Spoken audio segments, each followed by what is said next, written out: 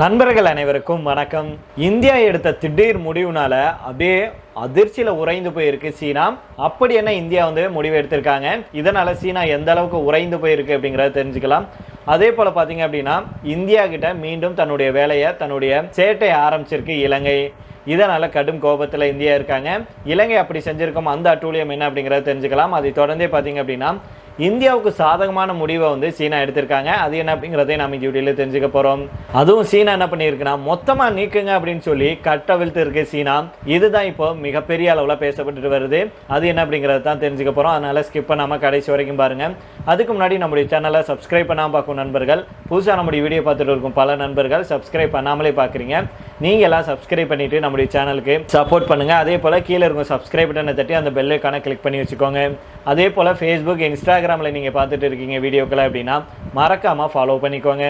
மத்திய அரசு எடுத்த திடீர் முடிவுனால தற்போது நம் நாட்டுடைய மார்க்கெட்டுக்குள்ள சீன பொருட்கள் மொத்தமாக நுழைய இருக்கு.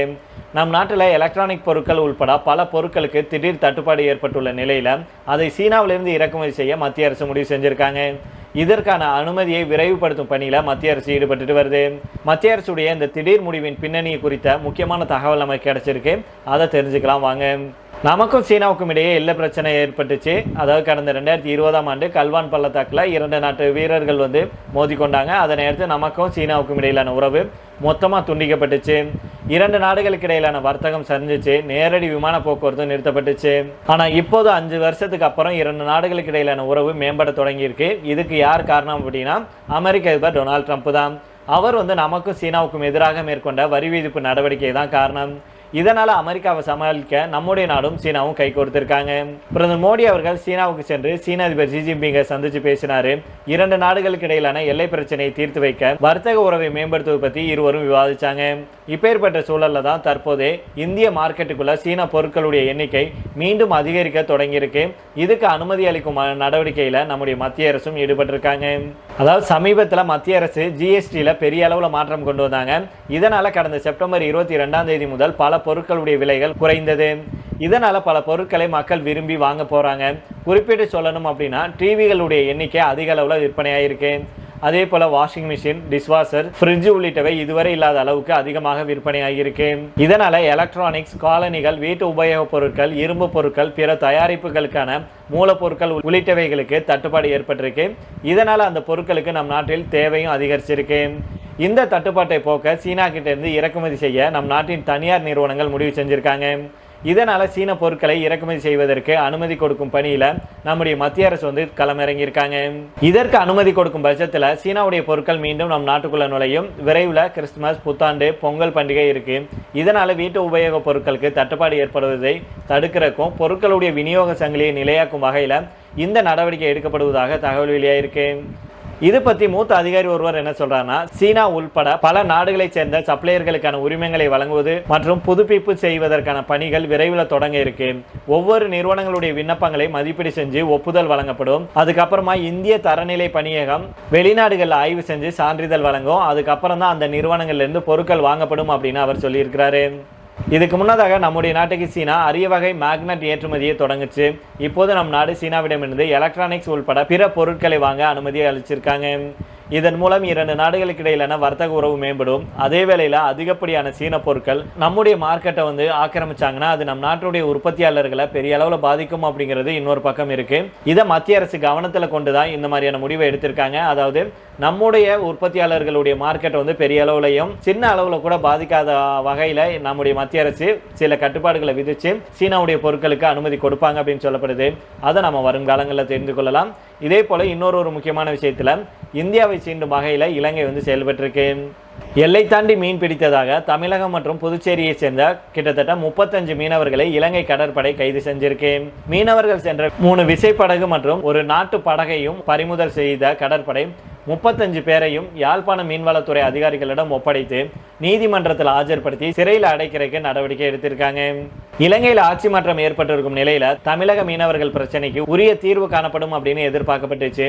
இப்படி இருக்கையில மீண்டும் தமிழக மீனவர்கள் கைது செய்யப்படும் சம்பவங்கள் அதிர்ச்சியை ஏற்படுத்தியிருக்கு அப்படின்னே சொல்லணும். அதனால இந்த வாரம் தொடர்பாக மத்திய அரசு விரைந்து நடவடிக்கை எடுக்க வேண்டும் அப்படின்னு பலரும் தங்களுடைய கருத்துக்களை தெரிவிச்சுட்டு வராங்க.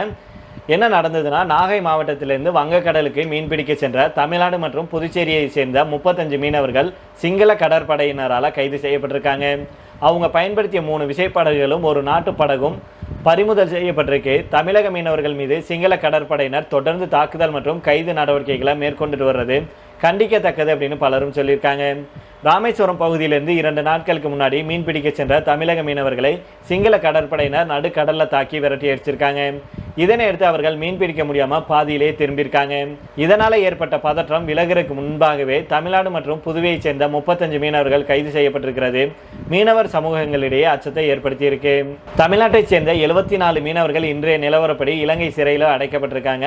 மேலும் கடந்த பல ஆண்டுகளாக பறிமுதல் செய்யப்பட்ட 242 மீன்பிடி படகுகளும் இன்னும் மீட்கப்படாமல் இருக்கு. கடந்த காலங்களில் கைது செய்யப்பட்ட தமிழக மீனவர்கள் 15 நாட்களில் விடுதலை செய்யப்பட்டு வந்த நிலை மாறி இப்போது தமிழக மீனவர்களுக்கு வருஷ கணக்கில் சிறையும் கோடி கணக்கில் அபராதமும் விதிக்கப்படுது. தமிழக மீனவர்களுடைய வாழ்வாதாரத்தை அளிக்க வேண்டும் அப்படிங்கிற நோக்கத்துடன் சிங்கள அரசு திட்டமிட்டு இந்த நடவடிக்கையை மேற்கொண்டுட்டு வருது அப்படின்னு பலரும் குற்றம் சாட்டியிருக்காங்க. மேலும் சிங்கள கடற்படையினரால் தமிழக மீனவர்கள் தாக்கப்படுவதும் கைது செய்யப்படுவதும் வாடிக்கையாகிவிட்ட நிலையில அதுக்கு நிரந்தர தீர்வுக்கான நம்முடைய மத்திய மாநில அரசுகள் நடவடிக்கை எடுக்க வேண்டும் அப்படின்னு சொல்லியிருக்காங்க.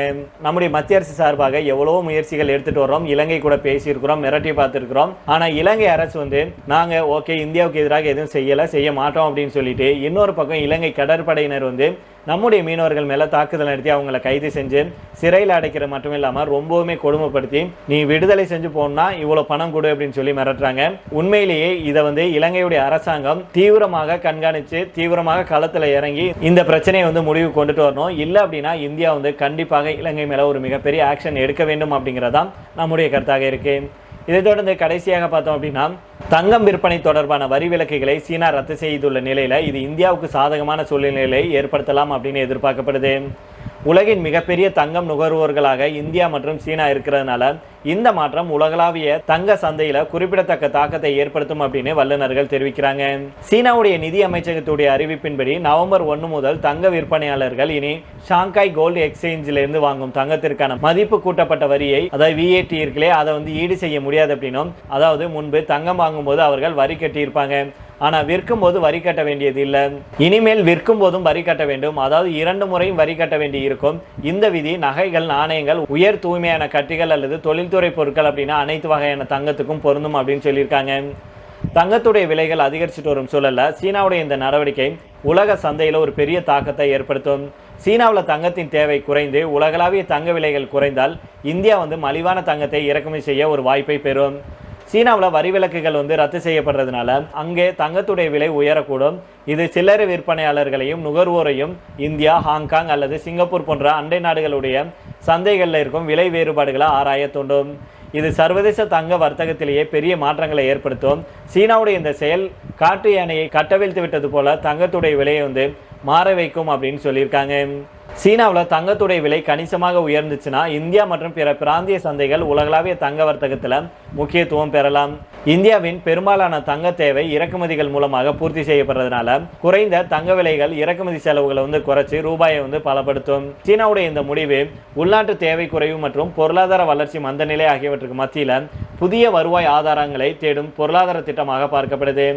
இருந்தாலும் வரி விலக்குகளை நீக்குவது நுகர்வோர்களுக்கான தங்கத்தின் விலையை உயர்த்தி சில்லறை விற்பனை தேவையை குறுகிய காலத்தில் குறைக்கும் அப்படின்னு ஆய்வாளர்கள் நம்புறாங்க. இதுக்கு முன்னதாக VAT இருக்குல்லையா, VAT, இதை ஈடு செய்வு முறை சில்லறை விற்பனையாளர்களுக்கு வரி சுமையை குறைத்து உள்நாட்டு தங்க விலைகளை போட்டித்தன்மையுடன் வைத்திருக்க உதவுச்சு. ஆனால் இப்போது சில்லறை விற்பனையாளர்கள் கூடுதல் செலவுகளை தாங்கிக் கொள்ளவோ அல்லது நுகர்வோரிடம் கடத்தவோ வேண்டிய கட்டாயத்தில் இருக்காங்க. ஏற்கனவே குறைந்த லாபத்தில் இயங்கும் சில்லறை விற்பனையாளர்கள் இப்போது கடுமையான முடிவுகளை எடுக்க வேண்டும். ஒன்று விலைகளை உயர்த்தணும் அல்லது குறைந்த லாபத்தை ஏற்கணும் அப்படின்னு சீன விற்பனையாளர்கள் சொல்றாங்க.